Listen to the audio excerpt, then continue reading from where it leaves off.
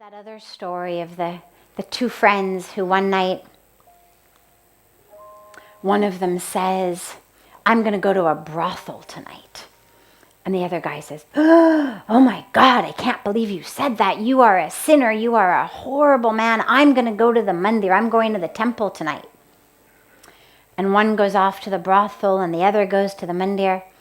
And the guy in the mandir the whole time is thinking, oh my God, he's in the brothel. I wonder what he's doing now. I can't believe that guy's in the brothel. And he just, his whole mind that whole night is all focused on the friend in the brothel. The guy in the brothel is thinking, oh, I wish I had gone with my friend to the temple. He must be doing such beautiful prayers and puja. I wish I were in the temple with him. They come back together. Tragically, there's a natural disaster. They both die. The guy who goes to the brothel ends up in heaven. The guy who went to the temple ends up in hell. And they say to God, well, how? Not the one who went to the brothel who goes to heaven, of course. He's happy. But the one who went to the temple, he says to God, how is this possible? I was in the temple. The night before I died, I was in the temple. This guy was in the brothel. I should be in heaven. He should be in hell. And God says, it's about where your mind is. Sure, your body was in the temple, but your mind was in the brothel all night. His body was in the brothel, but his mind was in the temple all night. So that's what's most important. And we have a beautiful teaching of that in the scriptures, because Lanka, where Ravan came from, the city he was king over, the demon Ravan, was made of gold. It was a city made of gold. Dwarka, the city that Krishna was king of, also a city made of gold. Two cities of gold. One, hell, because it's being run by a demon. The other, heaven, because it's being run by Krishna. So clearly the gold is not the determining factor. Clearly the determining factor between the heaven and the hell, the Dwarka and the Lanka, is who's running the show. So regardless of what we have, the question to ourselves is, who's running my show? Is it the demon who's full of greed and lust, anger, jealousy? Or is it the divine? So if you find that you're having judgment against people who, for any reason, not just in this case, who have money, but any sort of negative judgment about people, it's a beautiful opportunity to look within and to say, what is it in me that this is triggering? Because here's the thing, there's a lot of annoying people in the world. There's a lot of annoying behaviors and habits that people have in the world. We find them every day. Walk down the street for 10 minutes and inevitably you will pass by all sorts of people with all sorts of random annoying habits. This one walks too slowly. This one walks in the middle of the road, doesn't understand how to stay on his side. This one brakes on a yellow light. This one, whatever it may be. All sorts of behaviors that we may find really annoying. One smoking a cigarette and blowing the smoke in your face. Another one's talking too loudly on their phones. But we pass by without being impacted by them.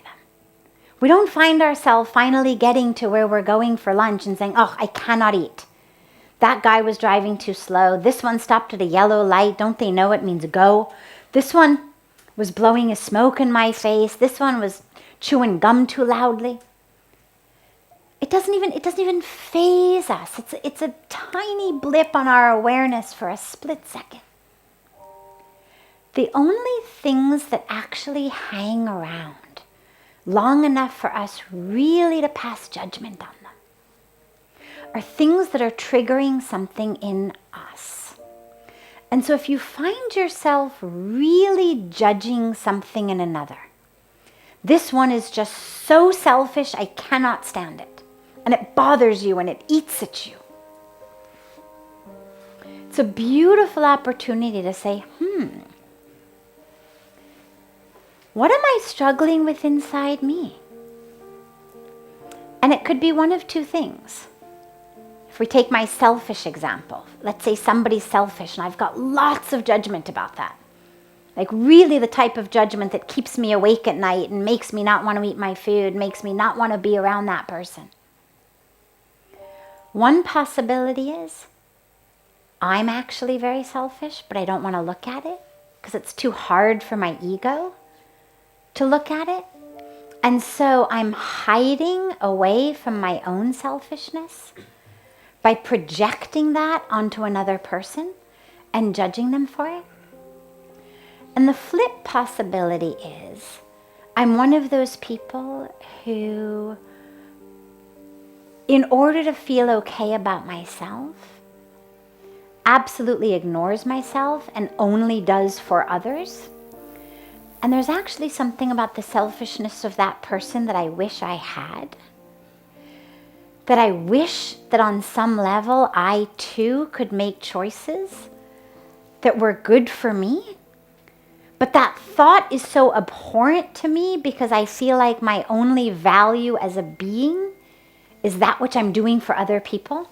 And to think about myself is selfish. And so I can't even allow myself to have that thought. And so I judge and I hate that person for embodying something that actually has a tiny little bit of something that I wish I could have. You see it also for laziness. Oh, that guy is just so lazy, I can't stand it. Well, again, am I actually really lazy? But I'm not looking at it? Or flip side, am I one of those gotta keep doing because only then am I a valuable being on earth. Only then am I entitled to occupy my space and take my breaths. And when I see somebody just sitting back with their feet up, it arouses in me such envy.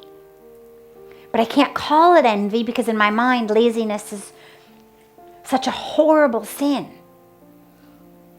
And so I just hate that person. And so I'm always in favor of insight. When something pushes your buttons a lot, use it for insight. What is it? What is it in me? Because people will come and go in your lives, especially the annoying ones. I mean, they're not going to be people, chances are, that you marry or settle down with.